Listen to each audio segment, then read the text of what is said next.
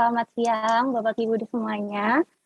Oke, sebelumnya terima kasih telah meluangkan waktu Bapak Ibu untuk hadir pada siang hari ini.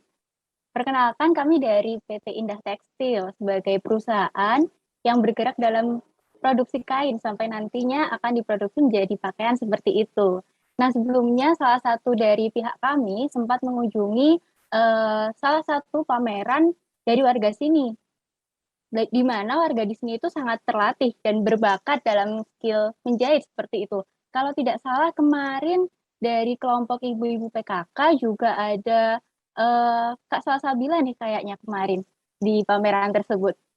Nah, eh, itu kalau boleh kami tahu dari kelompok PKK itu eh, apakah sudah bergerak lama atau memang baru dimulai Bu Salsabila?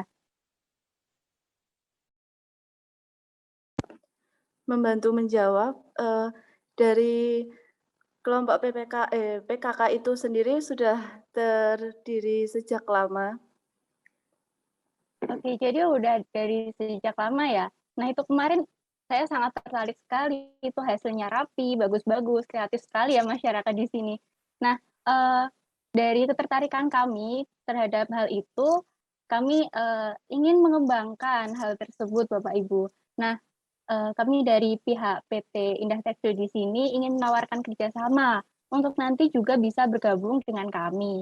Jadi Bapak Ibu, kemarin kami telah bertemu dengan pihak pengurus desa dan daerah setempat untuk membicarakan tentang pembebasan lahan di daerah ini untuk nanti kami bangun perusahaan tekstil. Nah, berdasarkan hasil diskusi tersebut, kami telah mendapatkan izin untuk mendirikan perusahaan tekstil ini. Namun dengan catatan untuk mendiskusikannya lebih lanjut kepada pemilik lahan, kepada Bapak Ibu di sini. Nah, sebelumnya bagaimana pendapat Bapak Ibu terkait hal tersebut? Baik, terima kasih atas kunjungannya Ibu ke desa kami. Perkenalkan, saya Ibnu, perwakilan dari warga setempat. Jadi ingin menanyakan, kalau boleh tahu, kira-kira kalau misalnya kita menjalin kerjasama dengan masyarakat setempat, kira-kira apa feedback yang akan kami dapatkan ketika kita bekerja sama dengan Anda? Terima kasih. Oke, baik. Tentunya kami sudah mempertimbangkan apa saja yang akan Bapak Ibu di sini dapatkan dari kerjasama kami. Nah, untuk selanjutnya akan dijelaskan lebih lanjut kepada Bapak Aksal. Baik, terima kasih.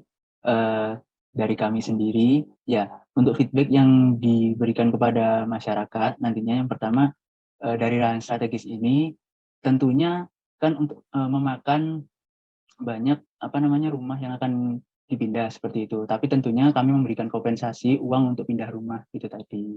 Kemudian yang kedua terkait dengan polusi, itu nanti pembuangan limbah akan dialihkan ke tempat lain.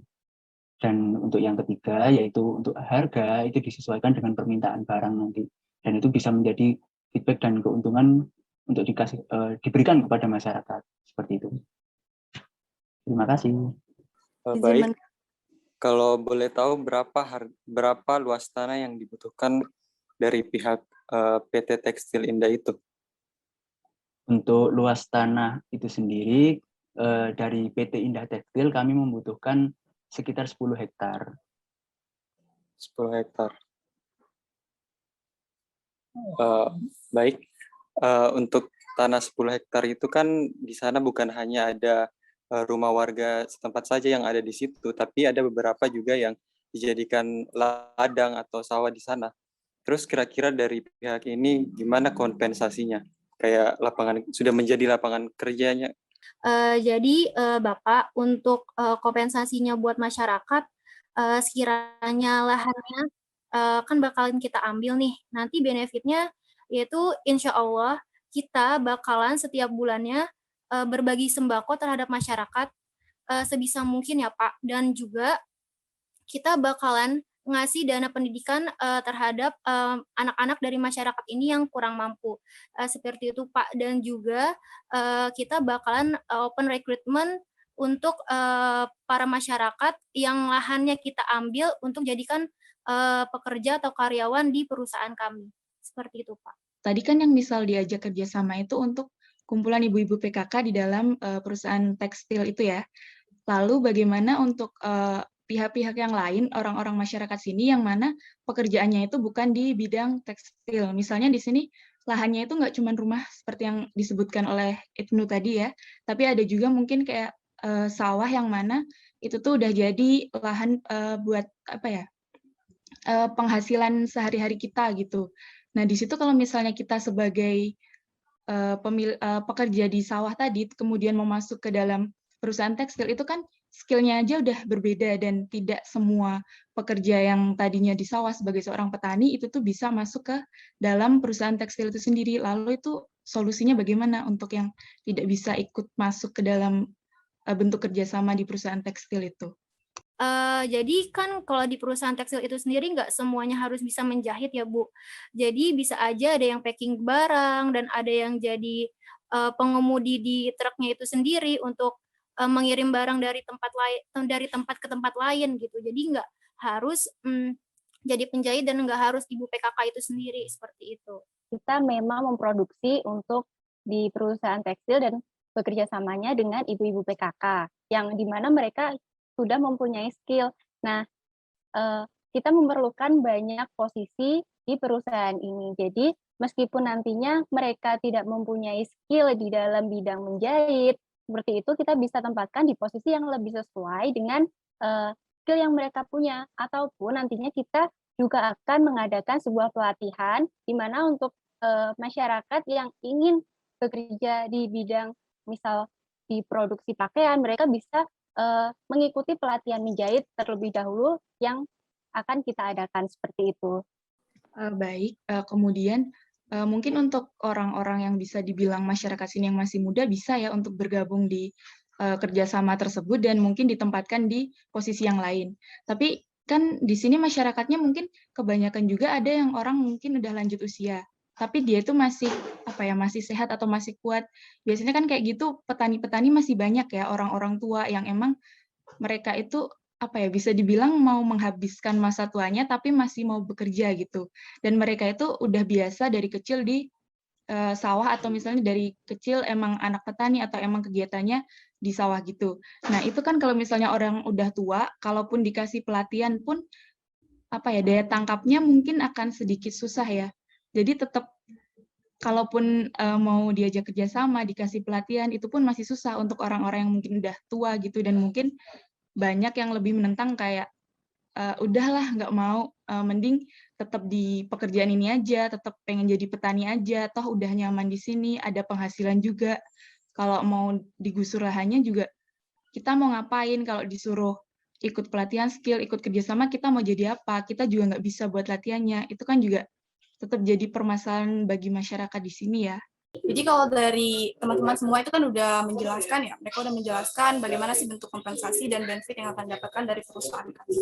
Jadi sebenarnya mungkin kita bisa ulas lagi bahwa kompensasi yang diberikan tidak hanya ke satu lapisan masyarakat, tetapi juga baik itu anak muda maupun usia produktif maupun tidak produktif, itu akan kami coba meratakan seperti itu. Tapi memang tanggung jawab dari perusahaan yang sudah mau mengambil tanah di sana seperti itu. Jadi kalau misalnya untuk memproduktifkan usia-usia yang mereka seperti orang-orang tua atau lansia seperti itu, saya rasa jadi untuk di perusahaan kami walaupun skill mereka tidak dibutuhkan, akan tetapi ada nanti bentuk feedback atau profit keuntungan yang didapatkan yang akan kami berikan dari perusahaan kami, baik itu dalam bentuk uang cash ataupun dalam bentuk hal-hal lainnya. Dan juga perlu di garis bawahi juga nih Bu, jadi kami juga berdasarkan kemanusiaan ya, jadi nggak mungkin dong kami mendirikan perusahaan seenaknya dengan hanya membutuhkan lahan 10 hektar tetapi tidak melihat atau tidak memprioritaskan mana sih yang benar-benar lahan bisa digunakan atau mana yang memang ini tidak bisa nih, memang ini lahan mereka seperti itu. Jadi kami akan memprioritaskan mana sih lahan yang benar-benar pas untuk perusahaan kami. Jadi kami tetap berlandaskan dengan asas kemanusiaan dan juga tentunya visi misi dari perusahaan kami sendiri.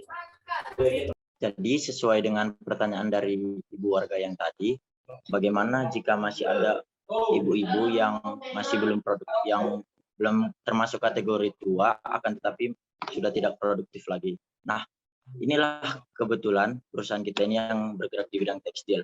Seluruh usia itu dapat digunakan.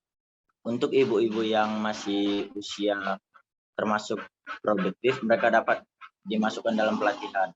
Akan tetapi, seperti pernyataan dari ibu yang tadi, untuk golongan ibu-ibu yang sudah tua ataupun termasuk masih bisa bekerja akan tetapi tidak memiliki keahlian dan tidak mampu lagi untuk mengikuti pelatihan, di sini dari perusahaan kami itu akan memberikan semacam bentuk kegiatan rumahan, misalnya itu dengan menjahit simbol-simbol kecil, yang mana usaha dari ibu-ibu tersebut akan kami hargai dengan memberikan berupa kompensasi ataupun upah, sehingga akan sangat berdampak bagi pendapatan keluarga yang ada di daerah ini.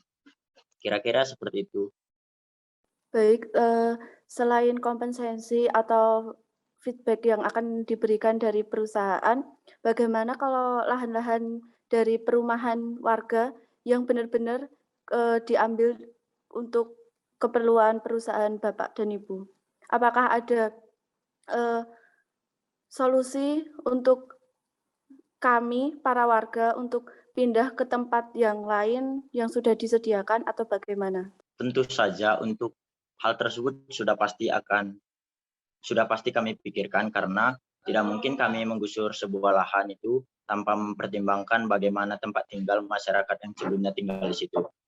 Nah, solusi dari pihak perusahaan kami ini adalah dengan menyiapkan sebuah relokasi rumah di satu daerah tertentu dengan standar yang sudah layak huni, di mana Bapak Ibu tidak perlu merasa khawatir untuk kenyamanan lokasinya. Itu sudah kami pertimbangkan sesuai dengan standar yang pada umumnya. Nah, selain itu, kami juga sudah menyiapkan berupa akses pendidikan, dan juga untuk penggantian lahan, kami akan sudah menyurvei biaya 3, 2, 1, and cut. Kita berikan aplaus teman-teman.